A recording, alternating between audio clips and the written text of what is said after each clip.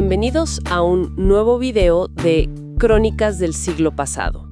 En esta oportunidad continuaremos analizando artículos de la colección Historia Integral Argentina, en su tomo 5, Crecimiento y Desequilibrios. Hola, hoy nos metemos de lleno en una etapa clave, fundamental de la historia argentina. Fines del siglo XIX, principios del XX. Exacto. Vamos a explorar un poco cómo se transformó la economía mirando el comercio exterior y también cómo cambió el panorama político. Sobre todo alrededor de la Revolución del 90, ¿no? Y la aparición de nuevos partidos. Tal cual.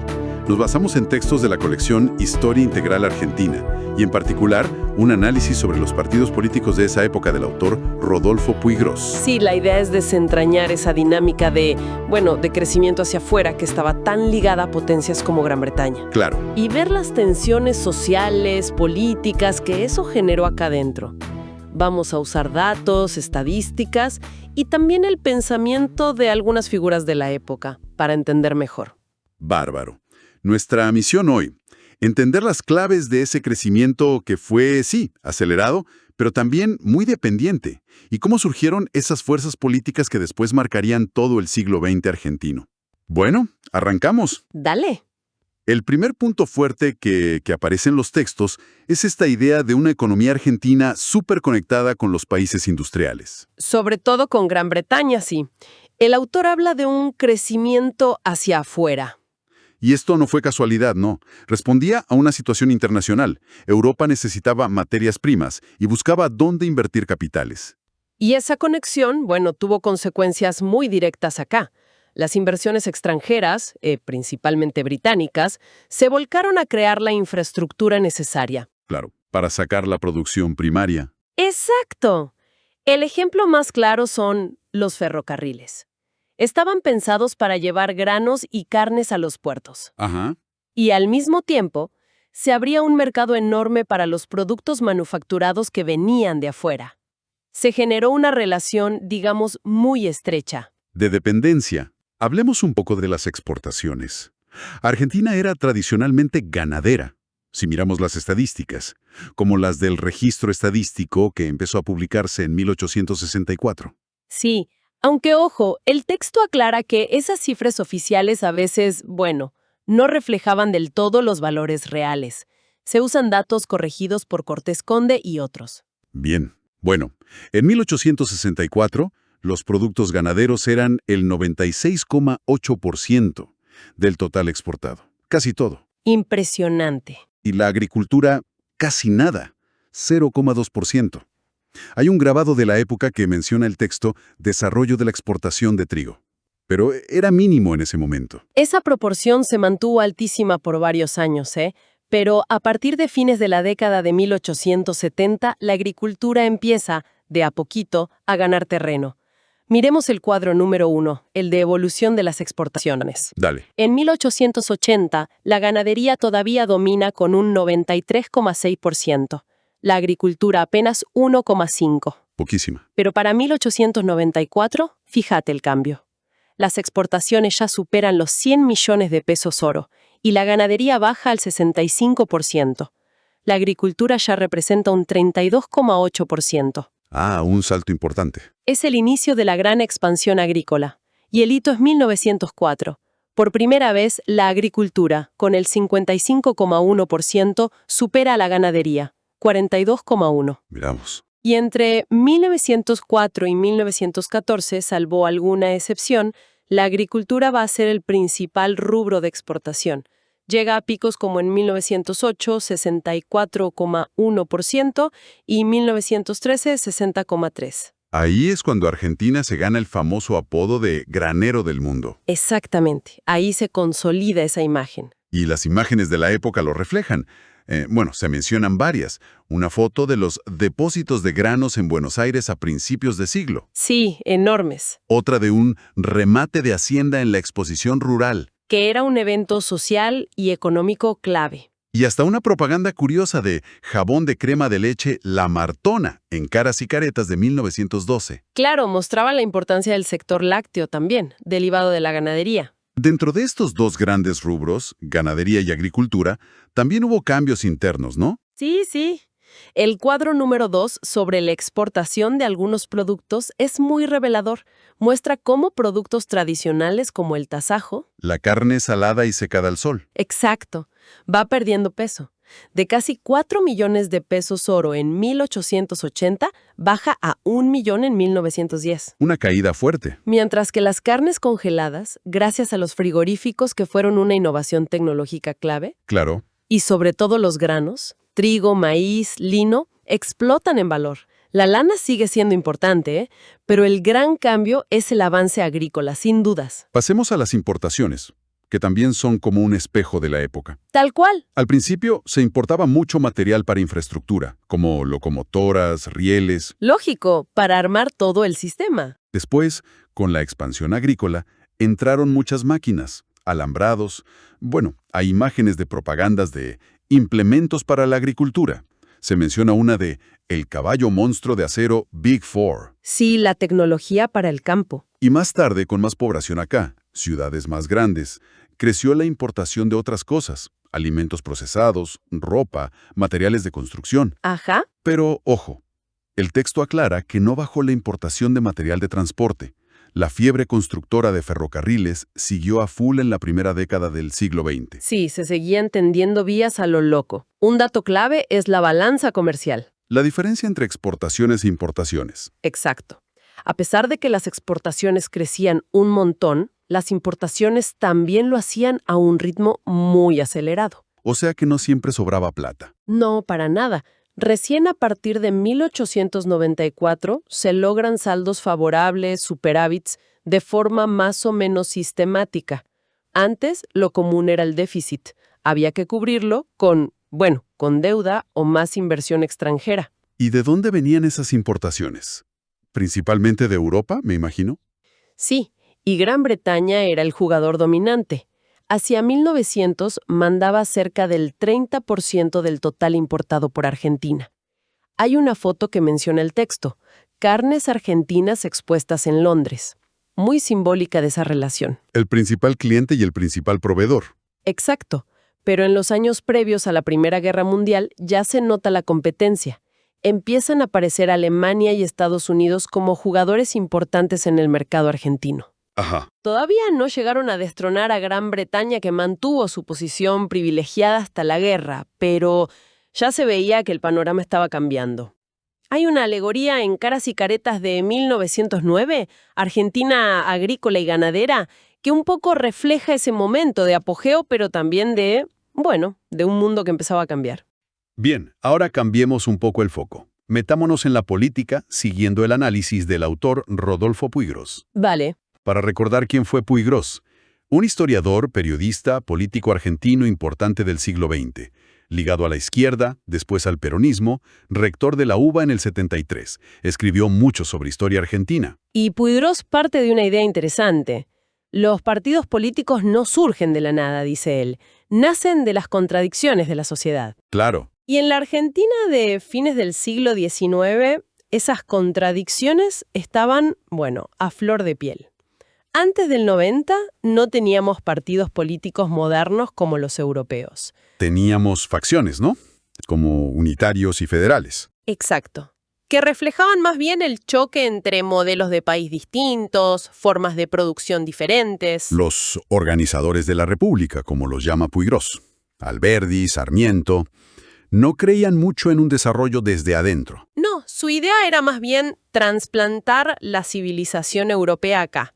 Alberdi decía eso de que la civilización prende de gajo. Había que traer los elementos ya formados de afuera para modernizar rápido el país. Y la Constitución del 53 fue la herramienta para eso. Hay una caricatura de Bartolomé Mitre en El Mosquito que se menciona, que va un poco en esa línea. Y el Estado tuvo un rol central en esto, ¿eh? No fue solo dejar hacer, como a veces se dice del liberalismo. No, claro. Gobiernos como el de Mitre o Sarmiento planificaron activamente la colonización capitalista, crearon organismos como la Comisión General de Inmigración, dictaron leyes como la de 1876. Y hasta financiaron pasajes para atraer inmigrantes, sobre todo de Italia y España, porque las razas superiores del norte de Europa, que eran las que ellos querían, no vinieron masivamente. Claro. Y los británicos tuvieron un papel especial, como ya dijimos. No vinieron tanto como colonos a quedarse, sino con un plan: convertir a Argentina en su gran proveedora de alimentos. Y su herramienta clave fue el ferrocarril, financiado con capital inglés, sí, pero con unas garantías enormes del Estado argentino. Garantías de ganancia, entrega de tierras. El caso de la Central Argentine Land Company es paradigmático. Repartía dividendos enormes con las tierras que le dio el Estado. Todo esto llevó a una transformación gigante entre 1850 y 1890. Se privatizó la tierra a lo loco. La conquista del desierto de Roca fue parte de esto. Funcional a ese modelo, ¿sí? Llegó muchísima inmigración, creció la agricultura, se tendieron miles de kilómetros de vías, el comercio se multiplicó. Pero también creció la deuda externa y se consolidó una estructura económica dependiente, muy vulnerable a lo que pasara afuera. Y ahí el autor señala una contradicción clave. Este modelo importado generó dependencia, sí, pero al mismo tiempo desarrolló acá adentro fuerzas propias del capitalismo. Nuevas clases sociales, nuevos modos de producción. Y esas fuerzas internas iban a chocar, tarde o temprano, con el modelo dependiente. La crisis del 90 fue justamente la explosión de esas contradicciones. El gobierno de Juárez Celman, el Unicato, llevó al extremo la política de entrega al capital extranjero. Y el sistema, estalló. Antes de llegar al 90, Puiggrós repasa rápido la evolución política post-Rosas, las divisiones entre liberales porteños y federales provinciales. Las internas porteñas, tremendas. Pandilleros contra chupandinos. Después nacionalistas o cocidos de Mitre contra autonomistas o crudos de Alsina. La fundación del PAN por Alsina, la conciliación bajo Sarmiento y Avellaneda, la aparición de reformistas como el Partido Republicano. La muerte de Alsina, que fue una figura clave, y el ascenso imparable de Roca con su lema Paz y Administración, que consolidó un régimen liberal, pero bastante autoritario. Hay imágenes de varios de ellos, caricaturas de Mitre y Bernardo de Irigoyen, de Pellegrini y Luis Sáenz Peña, un retrato de Alsina, una foto de Roca. El Unicato de Juárez Celman, entre 1886 y 1890, que era cuñado de Roca, fue la continuidad de ese régimen, pero generó una oposición enorme. Sí, se formó el Frente de Partidos Unidos. Mitre, los católicos de Estrada, opositores del PAN como Rocha e Irigoyen. Hubo un conflicto religioso fuerte por las leyes laicas, es cierto. Pero Puiggrós dice que la causa de fondo de la Revolución del 90 fueron las contradicciones sociales acumuladas. Es interesante ver los mensajes de Juárez Celman al Congreso que cita el autor. Al principio, 87-88, defiende a ultranza la privatización de todo. Ferrocarriles, obras sanitarias. Dice que el Estado es mal administrador. Y que los partidos políticos ya no existen, que hay un solo partido oficial. Hasta Roca y Pellegrini lo criticaban en privado por vender todo. Hay una carta de Roca quejándose. Pero después, ante la presión, empieza como a cambiar el discurso. En 1889 reconoce problemas con los ferrocarriles privados garantizados y enuncia más control estatal. Sí, y también habla de reformar la ley de tierras para favorecer al pequeño propietario agricultor, porque veía que la tierra se estaba acaparando por grandes especuladores. Y en su último mensaje, en mayo de 1890, propone una reforma electoral para permitir la representación de la oposición. Increíble. Saluda al nuevo partido en formación, la Unión Cívica, esperando que contribuya al gobierno. Pero ya era tarde. Sus intentos de reforma no convencieron a nadie. Ahí nace la Unión Cívica, impulsada por jóvenes como Barrueta Beña, con ese artículo famoso, Tu quoque juventud. Se forma en un mitin multitudinario en el Jardín Florida, en septiembre de 1889. Estaban Alem, del Valle, hay un retrato de él. Los Alvear, hasta un joven Juan B. Justo. Adhirieron Mitre, Irigoyen, Estrada. Fue una coalición amplísima contra Juárez. Obreros, productores, comerciantes arruinados, católicos, clase media, hasta militares. Hay fotos de Alem con compañeros y una caricatura de Juárez Celman. Pero era una alianza frágil, unida solo por el antijuarismo.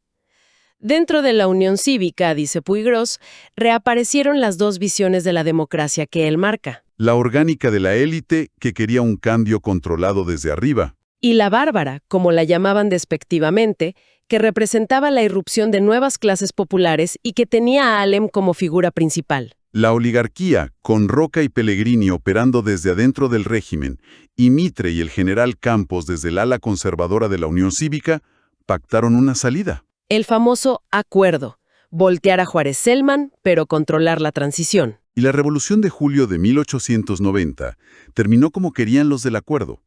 El general Campos, jefe militar revolucionario, neutralizó a Alem y a los sectores más combativos. Los revolucionarios se rindieron.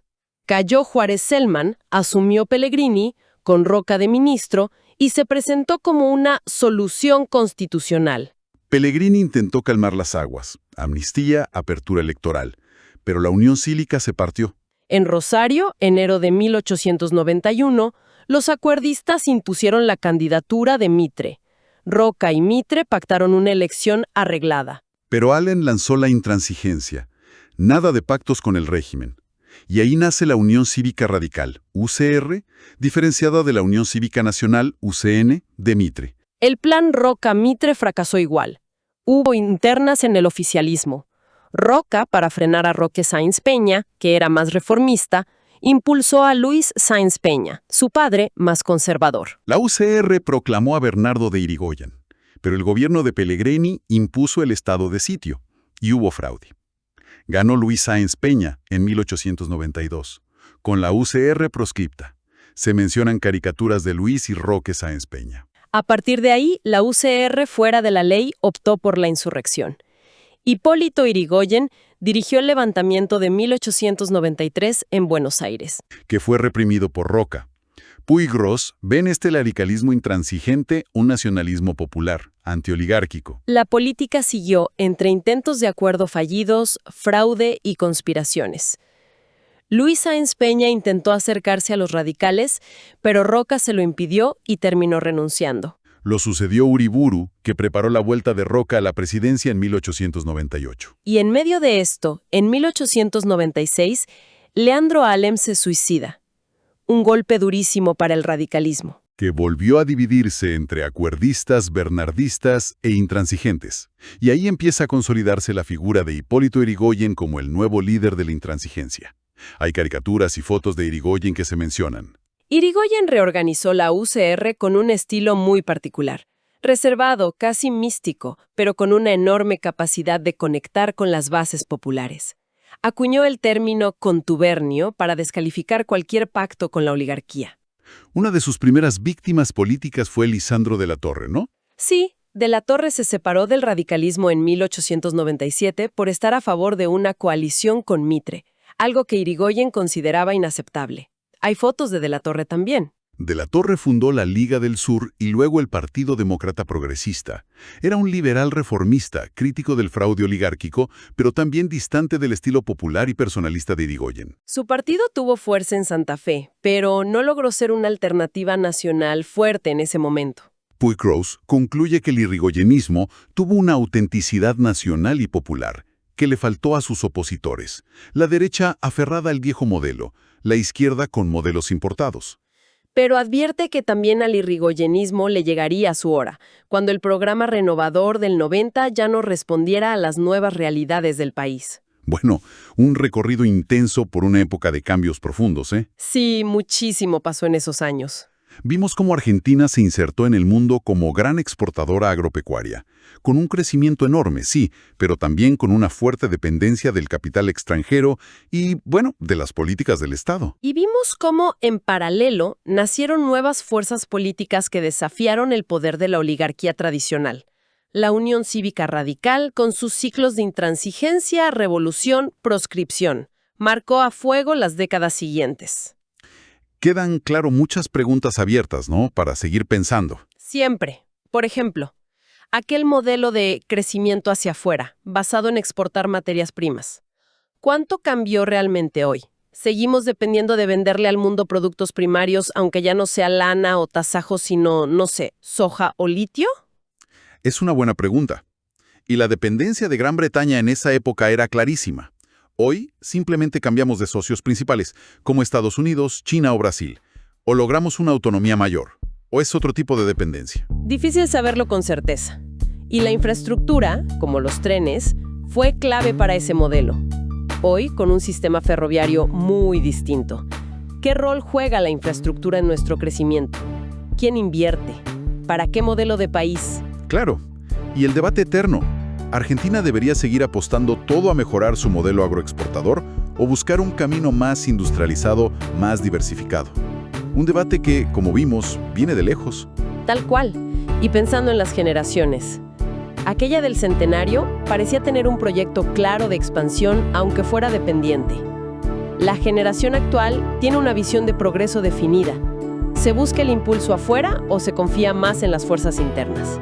Preguntas para seguir pensando, sin duda. Sí, para largo. Esto es todo por ahora. Nos encontraremos analizando en otro video con crónicas del siglo pasado, siempre presentados por el sitio web Mágicas Ruinas, mágicasruinas.ar, sitio evocativo dedicado a dar a conocer estos archivos desde el año 2003. Hasta la próxima.